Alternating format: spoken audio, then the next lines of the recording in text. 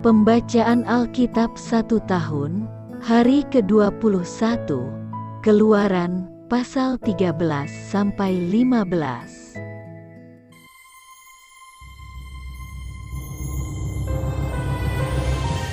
Keluaran pasal 13 ayat 1-16. Ketetapan tentang anak sulung, hari raya roti tidak beragi. Berfirmanlah Tuhan kepada Musa, kuduskanlah bagiku semua anak sulung, semua yang lahir terdahulu dari kandungan pada orang Israel, baik pada manusia maupun pada hewan. Akulah yang empunya mereka. Lalu berkatalah Musa kepada bangsa itu, peringatilah hari ini, sebab pada hari ini kamu keluar dari Mesir, dari rumah perbudakan.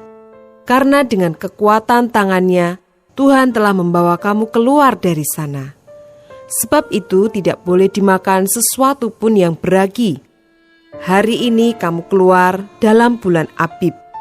Apabila Tuhan telah membawa engkau ke negeri orang Kanaan, orang Het, orang Amori, orang Hewi, dan orang Yebus, negeri yang telah dijanjikannya dengan sumpah kepada nenek moyangmu, untuk memberikannya kepadamu, suatu negeri yang berlimpah-limpah susu dan madunya, maka engkau harus melakukan ibadah ini dalam bulan ini juga.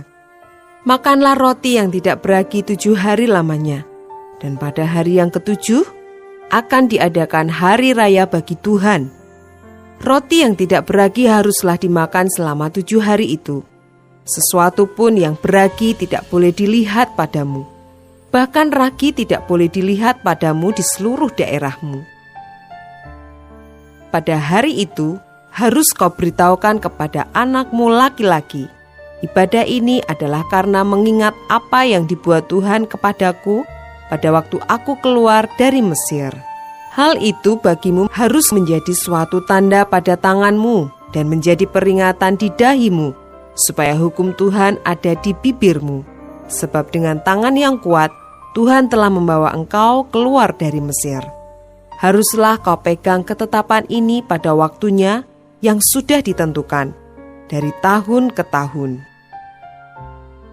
Apabila engkau telah dibawa Tuhan ke negeri orang Kanaan, seperti yang telah dijanjikannya dengan sumpah kepadamu dan kepada nenek moyangmu, dan negeri itu telah diberikannya kepadamu, maka haruslah kau persembahkan bagi Tuhan segala yang lahir terdahulu dari kandungan.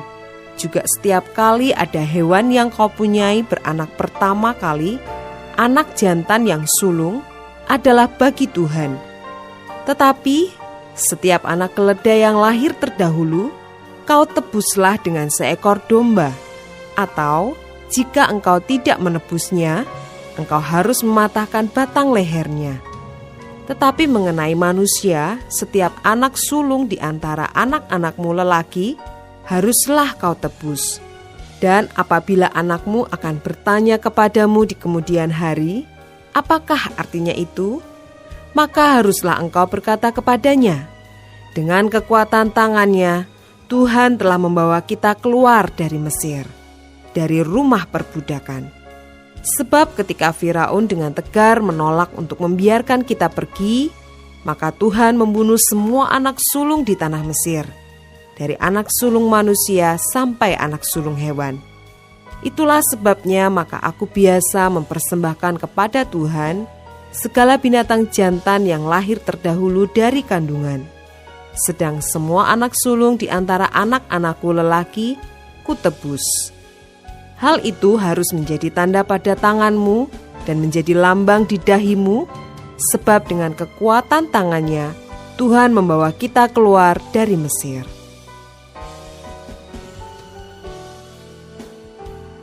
Ayat 17-22.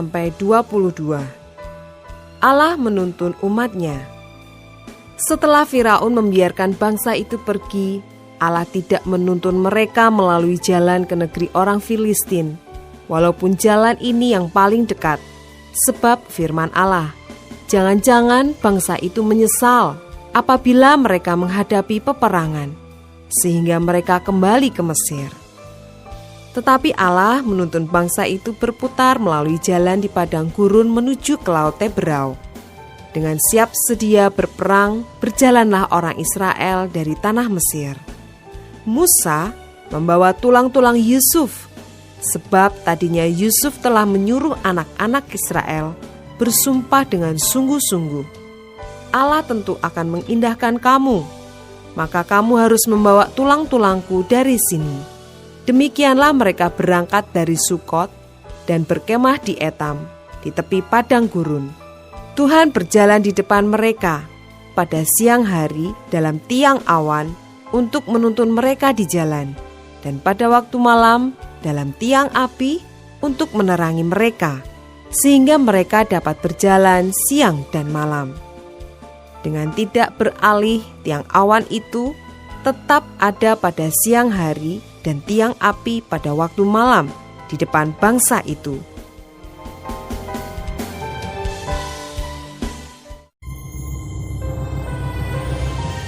Keluaran pasal 14 ayat 1-14. Firaun bertindak untuk penghabisan kali. Berfirmanlah Tuhan kepada Musa, demikian, katakanlah kepada orang Israel supaya mereka balik kembali dan berkemah di depan Pi-hahirot, antara Migdol dan laut. Tepat di depan Baal Zefon, berkemahlah kamu di tepi laut. Maka Firaun akan berkata tentang orang Israel, mereka telah sesat di negeri ini, padang gurun telah mengurung mereka.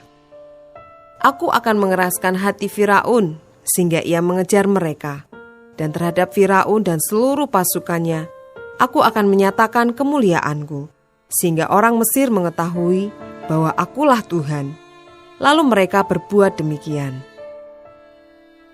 Ketika diberitahukan kepada Raja Mesir bahwa bangsa itu telah lari, maka berubahlah hati Firaun dan pegawai-pegawainya terhadap bangsa itu, dan berkatalah mereka, apakah yang telah kita perbuat ini, bahwa kita membiarkan orang Israel pergi dari perbudakan kita?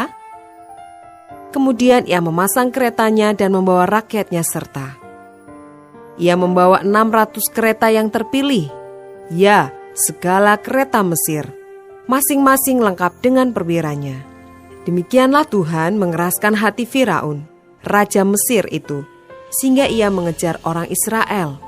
Tetapi orang Israel berjalan terus dipimpin oleh tangan yang dinaikkan.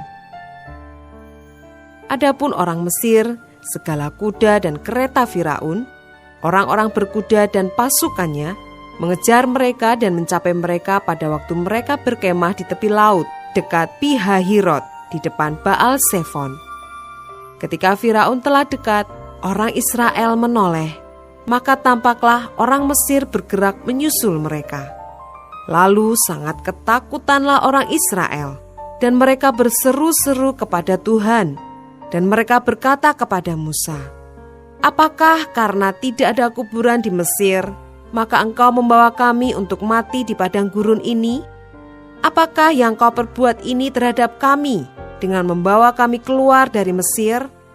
Bukankah ini telah kami katakan kepadamu di Mesir? Janganlah mengganggu kami dan biarlah kami bekerja pada orang Mesir. Sebab lebih baik bagi kami untuk bekerja pada orang Mesir daripada mati di padang gurun ini. Tetapi berkatalah Musa kepada bangsa itu, janganlah takut, berdirilah tetap dan lihatlah keselamatan dari Tuhan yang akan diberikannya hari ini kepadamu. Sebab orang Mesir yang kamu lihat hari ini tidak akan kamu lihat lagi untuk selama-lamanya. Tuhan akan berperang untuk kamu dan kamu akan diam saja.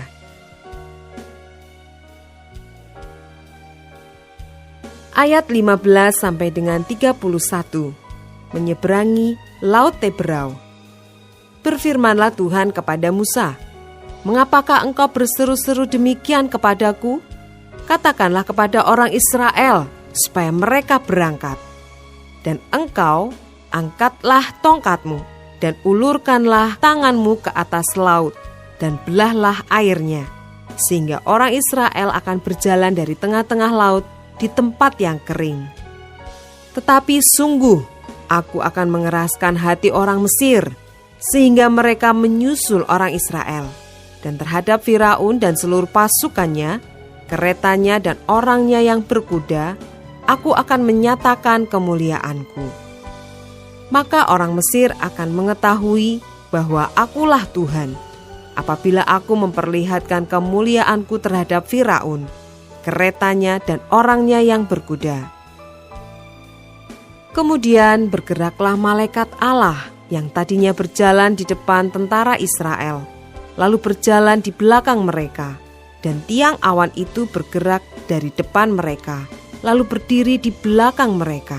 Demikianlah tiang itu berdiri di antara tentara orang Mesir dan tentara orang Israel. Dan oleh karena awan itu menimbulkan kegelapan, maka malam itu lewat, sehingga yang satu tidak dapat mendekati yang lain semalam-malaman itu. Lalu Musa mengulurkan tangannya ke atas laut, dan semalam-malaman itu Tuhan menguakkan air laut dengan perantaraan angin timur yang keras, membuat laut itu menjadi tanah kering, maka terbelahlah air itu. Demikianlah orang Israel berjalan dari tengah-tengah laut di tempat kering, sedang di kiri dan di kanan mereka air itu sebagai tembok bagi mereka. Orang Mesir mengejar dan menyusul mereka, segala kuda Firaun, keretanya dan orangnya yang berkuda, sampai ke tengah-tengah laut. Dan pada waktu jaga pagi, Tuhan yang di dalam tiang api dan awan itu memandang kepada tentara orang Mesir, lalu dikacaukannya tentara orang Mesir itu. Ia membuat roda keretanya berjalan miring dan maju dengan berat, sehingga orang Mesir berkata, "Marilah kita lari meninggalkan orang Israel, sebab Tuhanlah yang berperang untuk mereka melawan Mesir." Berfirmanlah Tuhan kepada Musa, "Ulurkanlah tanganmu ke atas laut, supaya air berbalik meliputi orang Mesir, meliputi kereta mereka dan orang mereka yang berkuda." Musa mengulurkan tangannya ke atas laut, maka menjelang pagi berbaliklah air laut ke tempatnya, sedang orang Mesir lari menuju air itu. Demikianlah Tuhan mencampakkan orang Mesir ke tengah-tengah laut. Berbaliklah segala air itu, lalu menutupi kereta dan orang berkuda dari seluruh pasukan Firaun yang telah menyusul orang Israel itu ke laut. Seorang pun tidak ada yang tinggal dari mereka. Tetapi orang Israel berjalan di tempat kering, dari tengah-tengah laut, sedang di kiri dan di kanan mereka, air itu sebagai tembok bagi mereka. Demikianlah pada hari itu, Tuhan menyelamatkan orang Israel dari tangan orang Mesir. Dan orang Israel melihat orang Mesir mati terhantar di pantai laut. Ketika dilihat oleh orang Israel betapa besarnya perbuatan yang dilakukan Tuhan terhadap orang Mesir, maka takutlah bangsa itu kepada Tuhan, dan mereka percaya kepada Tuhan dan kepada Musa hambanya itu.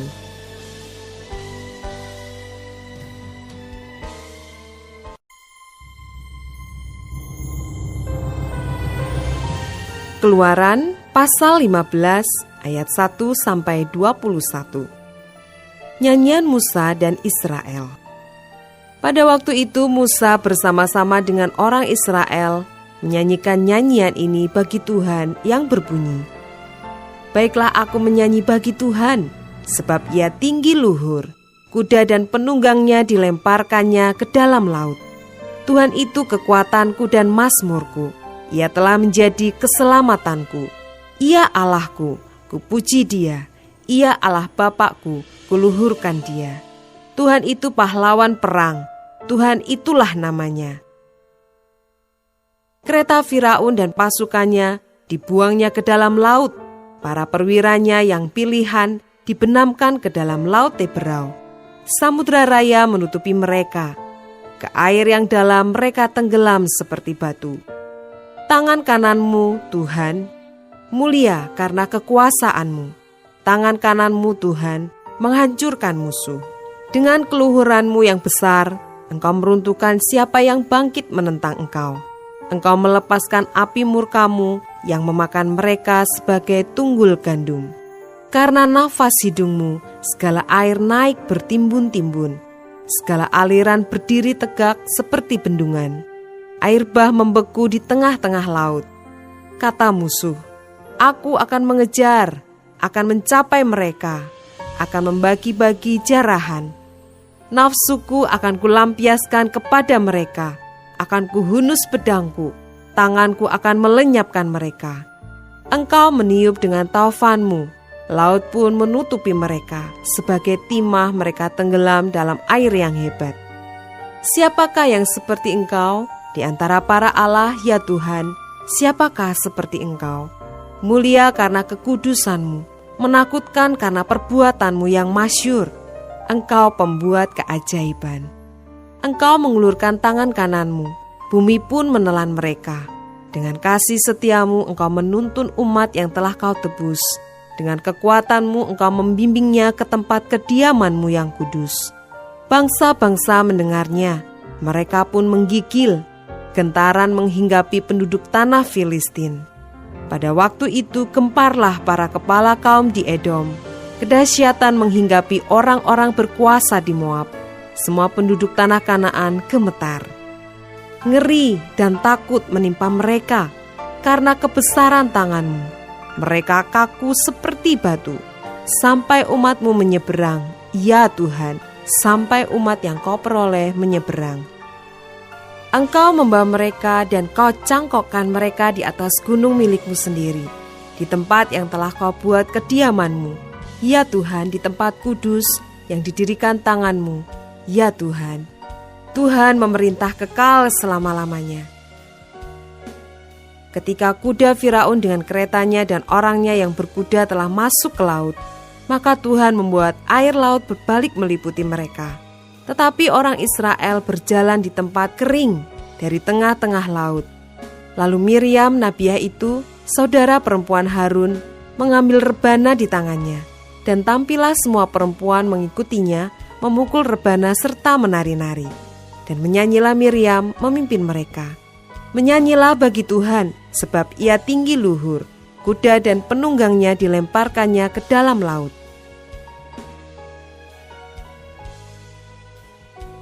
Ayat 22 sampai dengan 27.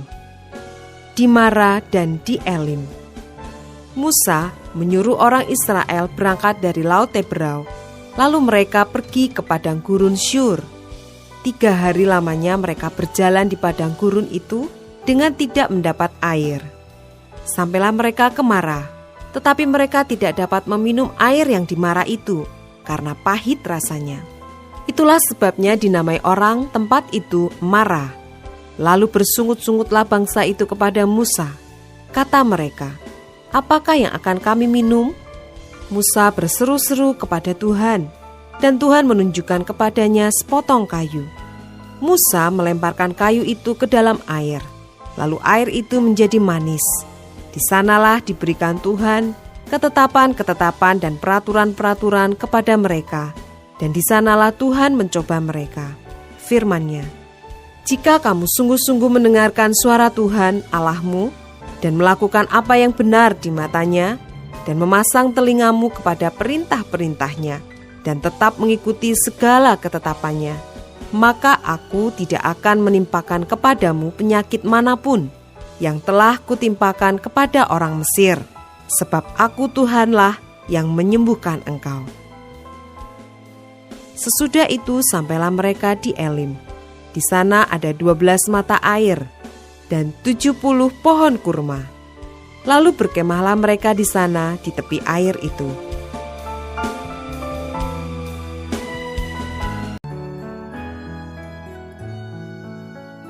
Demikianlah pembacaan Alkitab 1 tahun di hari ke-21. Yang berbahagia ialah mereka yang mendengarkan firman Allah dan yang memeliharanya. Tuhan memberkati. Amin.